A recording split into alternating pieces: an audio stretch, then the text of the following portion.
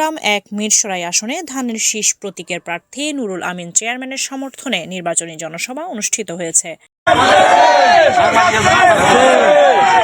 রবিবার ১ ফেব্রুয়ারি বিকাল ৪টায় মিরসরাই উপজেলার Jorarganj high school super market প্রাঙ্গণে এই জনসভা অনুষ্ঠিত হয়।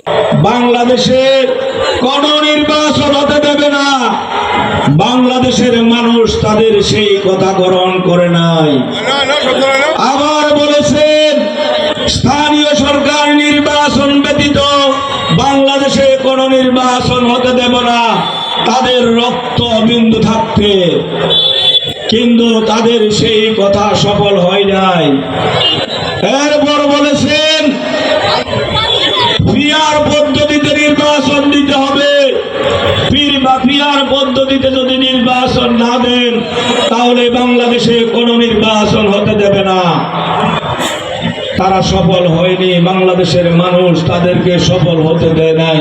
উপজেলা বিএনপির সাবেক সদস্য সচিব ও নির্বাচনী সমন্বয়ক গাজী নিজামুদ্দিনের সভাপতিত্বে এবং ইউনিয়ন বিএনপির সদস্য সচিব মাসুকুল আলম সোহান ও যুগ্ম আহ্বায়ক গোলাম জাকারিয়ার যৌথ সঞ্চালনায় জনসভায় প্রধান অতিথির বক্তব্য রাখেন ধানের শীষের মনোনীত প্রার্থী নুরুল আমিন চেয়ারম্যান।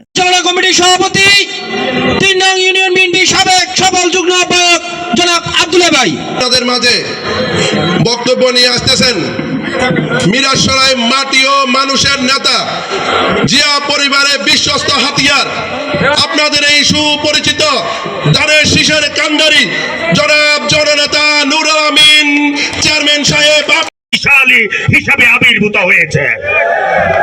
আজকে আমরাও আশা করি বাংলাদেশ জাতীয়তাবাদী দল, অতীতে বাংলাদেশের আরেকটি বৃহৎ রাজনৈতিক দল বাংলাদেশ আওয়ামী লীগ ৯৬ সালে যখন ওরা ম্যান্ডেট নিয়ে সরকার গঠন করেছিল তখনও মিরসরাইয়ের মাটিতে ধানের শীষকে পরাজিত করতে পারে নাই।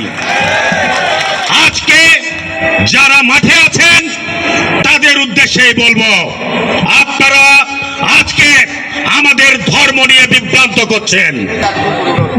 যার দায়িত্ব সঠিকভাবে পালন করে সকাল থেকে নির্বাচনের রেজাল্ট শেষ হওয়া পর্যন্ত দায়িত্ব পালন করার উদাত্ত আহ্বান জানাচ্ছে এবং সাথে সর্বোচ্চ ভোটের ব্যবধানে জননেতা জনাব নুরুল আমিন চেয়ারম্যানকে মিরসরাই থেকে জয়যুক্ত করার প্রত্যাশা ব্যক্ত করে আমি আমার বক্তব্য শেষ করছি। গণমিছিল হবে, সেই গণমিছিলে অংশগ্রহণ করার জন্য সংগ্রামী উপস্থিতি। মিরসরাইয়ের ইতিহাসে বিএনপির পরাজয়ের ইতিহাস আছে কিনা বলেন? মিরসরাইয়ের ইতিহাসে পরাজয়ের ইতিহাস নেই।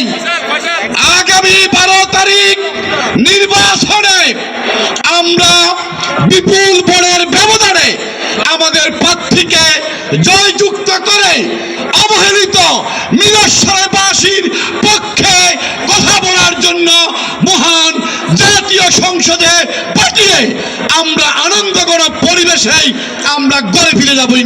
জনসভায় আরও বক্তব্য রাখেন উপজেলা বিএনপির আহ্বায়ক আব্দুল আওয়াজ, সদস্য সচিব আজিজুর রহমান চৌধুরী, সাবেক সাধারণ সম্পাদক মোহাম্মদ আলমগীর, বারুইয়ারহাট পৌর বিএনপির সাবেক সদস্য সচিব দিদারুল আলম মিয়াজি, পৌর বিএনপির আহ্বায়ক মাইনুদ্দিন লিটন, সাবেক উপজেলা ভাইস চেয়ারম্যান মাইনুদ্দিন মাহমুদ, সাবেক যুগ্ম আহ্বায়ক নুরুল আফজাল চেয়ারম্যান, জোরারগঞ্জ ইউনিয়ন বিএনপির সাবেক আহ্বায়ক সাইদুর রহমান চৌধুরী নসু, সাবেক যুগ্ম আহ্বায়ক ইব্রাহিম খলিল, জোরারগঞ্জ থানা যুবদলের আহ্বায়ক সিরাজুল ইসলাম এবং চট্টগ্রাম উত্তর জেলা ছাত্রদলের সদস্য সচিব সরওয়ার হোসেন রুবেল সহ বিএনপি ও অঙ্গ সংগঠনের নেতৃবৃন্দরা। পড়েছিল স্বৈরাচার বাংলাদেশ দখল করেছিল, ঠিক সেই মুহূর্তে গৃহবধূ থেকে আমাদের প্রিয় নেত্রী দেশনেত্রী বেগম খালেদা জিয়া সেই সংকটে বাংলাদেশের মানুষের পাশে এসে দাঁড়িয়ে গণতন্ত্র পুনরুদ্ধারের জন্য 9 বছর আপোষহীনভাবে সংগ্রাম করেছেন।